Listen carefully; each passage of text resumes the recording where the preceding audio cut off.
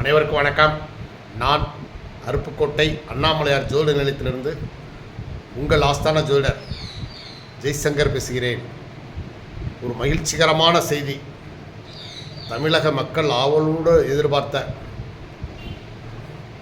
இளைய தளபதி, மக்கள் தளபதி விஜய் அவர்களின் ஆட்சி தமிழகத்தில் அமையப் போகிறது. சரிங்களா? இதுக்கு அவர் பட்ட கஷ்டங்கள் நஷ்டங்கள் கொஞ்சம் நஞ்சம் இல்லை. சரிங்களா? நேர இழப்பு, பொருளாதார இழப்பு மற்றும் உடல் நிலை பாதிப்பு அனைத்தையும் தாண்டி தமிழக மக்கள் தனக்கு ஓட்டளித்த அந்த பெருவாரியான மக்களுடைய நலன் கருதி ஓய்வறியாமல் இந்த ஒரு 4 நாளாக சரியான தூக்கம் இல்லாமல் நிம்மதி இல்லை. இருந்தாலும் இறைவனின் அருளால் விஜய் அவர்களுடைய ஆட்சி தமிழகத்தில் மலரப்போகிறது. இந்த இடத்துல நம்ம ரொம்ப முக்கியமான ஒன்று சொல்லணும். அதாவது தமிழக ஆளுநரின் செயல் ஒரு விதத்தில் எல்லாரும் வைகிற மாதிரி சத்தம் போடுறாங்க இல்லையா? ஆளுநருக்கு இது எதுக்காக அவர் சட்டமன்றத்தை கூட்டி பெரும்பான்மையை நிரூபிங்கன்னு முதல்ல விஜய் அழைப்பு விட வேண்டியதானே அப்படின்னு சொன்னாங்க. சப்போஸ் ஒருவேளை அப்படி அழைப்பு விடுத்து சட்டசபையில் இளைய தளபதி விஜய் அவர்களால் மெஜாரிட்டி நிரூபிக்க முடியல அப்படின்னா அது மிகப்பெரிய அசிங்கம். ஆட்சி கவுழுந்துரும், எம்எல்ஏ பதவி போயிடும், அத்தனை பேருடைய எம்எல்ஏ பதவி போயிடும். ஸோ அந்த வகையில் ஒரு நன்மை என்னென்னா, ஆளுநர் எல்லாருடைய ஆதரவு கடிதத்தை கொண்டு வாங்கிட்டார். அதுக்கு காரணம் முதலில் விஜய் அவர்கள் சந்திக்கும்போது ஆளுநர் எப்படி இன்னும் ஒரு வாரத்துக்குள்ளே நீங்கள் அந்த பெரும்பான்மை லிஸ்ட்டு கொடுங்கன்னு கேட்பார் அப்படின்னு நினச்சிட்டு காங்கிரஸ் ஆதரவு கொடுக்கவுமே டக்குன்னு கவர்னரை பார்க்க போனார். போய் இவங்க 108 எம்எல்ஏவுடைய அந்த லெட்டர் ப்ளஸ் காங்கிரஸ்காரங்க அந்த 5 பேர் கொடுத்த லெட்டர் எல்லாத்தையும் சேர்த்து கவர்னர்கிட்ட ஒப்படைக்கிறார்.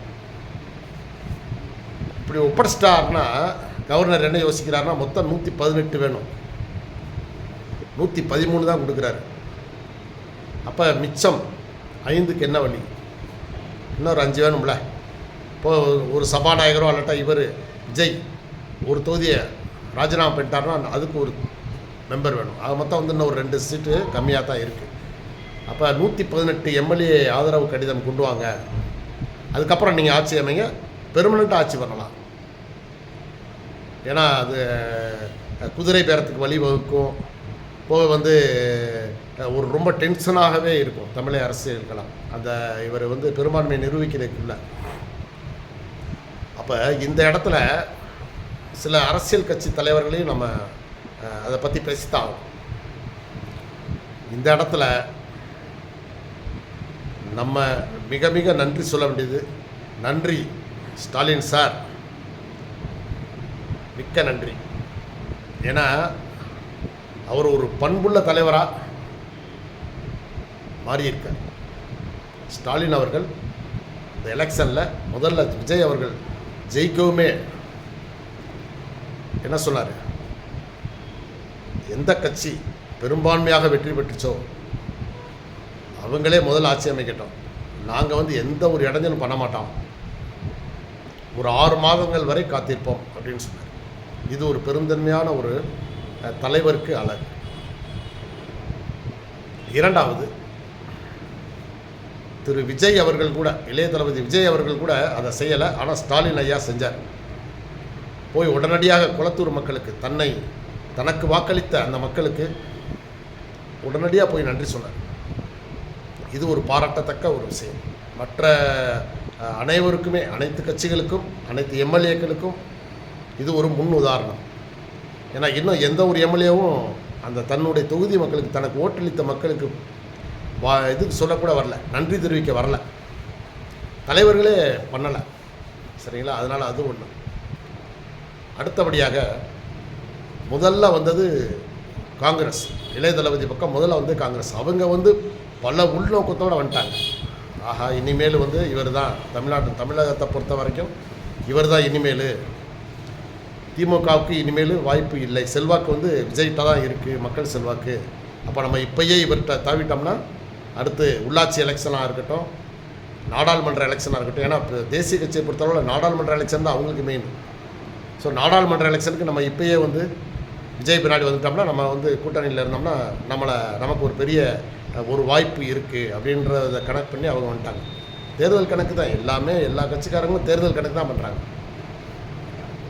ஆனால் அதே நேரத்தில் இவங்க கொடுத்துருக்காங்க பாருங்கள், கம்யூனிஸ்ட் கட்சிகள் ரெண்டு கம்யூனிஸ்ட் கட்சியுமே, இந்திய கம்யூனிஸ்ட், மார்க்சிஸ்ட் கம்யூனிஸ்ட், ஆளுக்கு 2 எம்எல்ஏ ப்ளஸ் வந்து விசிகா.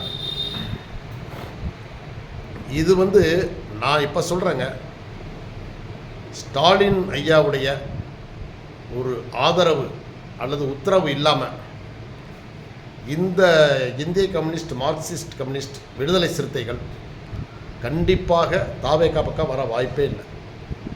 அவருடைய அனுமதி இல்லாமல் இவங்க வரமாட்டாங்க. அப்போ அதுக்கு முதல்ல என்னதான் இருந்தாலும் தனக்கு போட்டியாக ஒரு வந்த கட்சியை ஆதரிப்பதற்கு, தன்னுடனே கூட்டணி வைத்திருக்கிற சில கட்சிகளை அனுமதிப்பதற்கு ஒரு பெருந்தன்மை வேணும் இல்லைங்களா? அந்த பெருந்தன்மை திரு ஸ்டாலின் அவர்களிடம் இருக்கிறது. இந்த தேர்தலில் தான் அது வெளிப்பட்டிருக்கு. ஸோ அதனால் அவர் மிகுந்த பொறுமைசாலி, திறமைசாலி, அதை விட இந்த பெருந்தன்மை மிக்கவர் என்பதை நிரூபிச்சிருக்கார். ஸோ இது மக்கள் மத்தியில் அவருக்கு ஒரு நல்ல பெயரை ஏற்படுத்தும். சரிங்களா?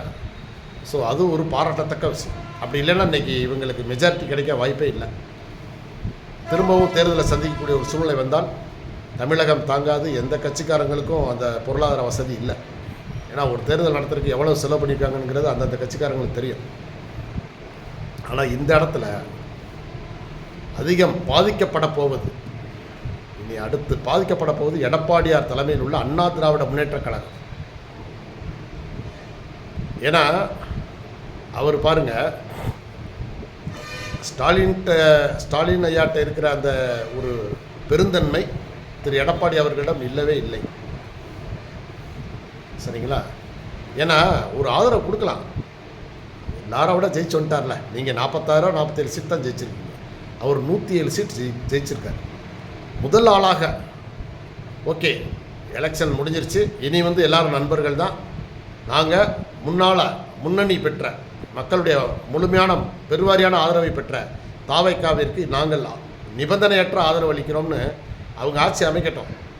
நாங்கள் நிபந்தனையற்ற ஆதரவு கொடுக்குறோம். தமிழக மக்களுக்கு விரோதமான ஏதாவது திட்டங்களை அல்லது விரோதமான செயல்களில் ஈடுபட்டால் நாங்கள் எங்கள் ஆதரவை வாபஸ் வாங்கிக்கிறோம்னு சொல்லியிருந்தீங்கன்னா நீங்கள் மிக பெருந்தன்மையான ஆள். தமிழ்நாட்டில் நீங்கள் அடுத்தடுத்து மக்களுடைய நம்பிக்கையை பெற்று நீங்கள் வந்து ஜெயிப்பீங்க. ஆனால் அந்த மாதிரி இல்லாமல் உங்கள் எம்எல்ஏக்களை பூரா கொண்டு போய் பாண்டிச்சேரியில் கொண்டு போய் அடைச்சிட்டிங்க. அப்போ நீங்கள் வந்து எவ்வளோ ஒரு நல்ல எண்ணம் படைத்தவர் என்பதை மக்கள் பார்த்துக்கிட்டு தான் இருக்காங்க. ஸோ அதனால் எப்பயுமே ஒரு அரசியல் தலைவர் இருந்தால், அதுவும் எதிர்க்கட்சி தலைவராக இருந்தாலும், முதல்வர் பதவியிலிருந்து முதல்வர் பதவியுடைய அந்த முதல்வர் வேட்பாளர் ஆக நின்று அவர் தொகுதியிலே அவர் தோற்ற பிறகும் இன்னைக்கு தன்னை தோற்கடித்த கட்சிக்கே ஆதரவு கொடுக்குறாருன்னா அவருடைய பெருந்தன்மை என்ன ஒன்று சொல்லுங்கள். ஸோ ஸ்டாலின் ஐயாட்ட இருந்து எதிர்க்கட்சி தலைவர்கள் அவருடைய குணநலனை பெறணும். ஸோ பொறுமை ரொம்ப முக்கியம். ஆட்சி அமைக்க போகிறீங்க தளபதி விஜய், வாழ்த்துக்கள். உங்களுடைய ஆட்சி அனைவரும் பாராட்டத்தக்க வகையில் இருக்கணும். ஒரு 8 மாவட்டங்களில் இன்னமும் உங்கள் கட்சிக்கு ஒரு எம்எல்ஏ கூட இல்லாமல் இருக்காங்க. எத்தனை மாவட்டம் இருக்குது? கிட்டத்தட்ட 32 மாவட்டங்களில் ஒரு 8 மாவட்டங்கள் உங்களுக்கு இன்னும் ஒரு பிரதிநிதி கூட இல்லை, எம்எல்ஏ. ஸோ அந்த மக்களையும் நீங்கள் வென்றெடுக்கணும். தமிழ்நாடு முழுவதும் உங்களுடைய வீடாக நீங்கள் நினச்சி பார்த்துக்கணும். ஸோ எங்கும் எந்த குறையும் இல்லாமல் அனைவருக்கும் ஆதரவு, அனைவரும் மெச்சத்தக்க வகையில் நீங்கள் ஆட்சி பண்ணுவதற்கு அண்ணாமலையார் ஜோதி நிலையம் வாழ்த்துகிறது. அது மட்டும் இல்லை, நீங்கள் வந்து இன்னும் மேலும் மேலும் மேலும் நன்மை செஞ்சுக்கிட்டே இருந்தீங்கன்னா உங்களுக்கு உங்களுடைய ஆட்சி தொடர்ந்துக்கிட்டே இருக்கும். சரிங்களா? நீங்கள் பெரும்பான்மையாக இருக்கக்கூடிய இந்துக்கள் மனதை திராவிட கட்சிகளைப் போல் புண்படுத்தாமல், ஏன்னா எத்தனை 40,000 கோயில்களை விட்டுட்டு போயிருக்காங்க. அதனால் இந்துக்கள் மனதை புண்படுத்தாமல் நீங்கள் இந்துக்களுக்கு மிகுந்த இந்து அறநிலைத்துறையில் உள்ள அந்த குறைகளெல்லாம் களைந்து நீங்கள் மேலும் மேலும் சிறப்பாக ஆட்சி புரிந்து தமிழக மக்களின் நல்வாழ்த்துக்களையும் நல்ல ஆசையையும் பெற வேண்டும் என்று கேட்டுக்கொள்கிறேன். நன்றி, வணக்கம்.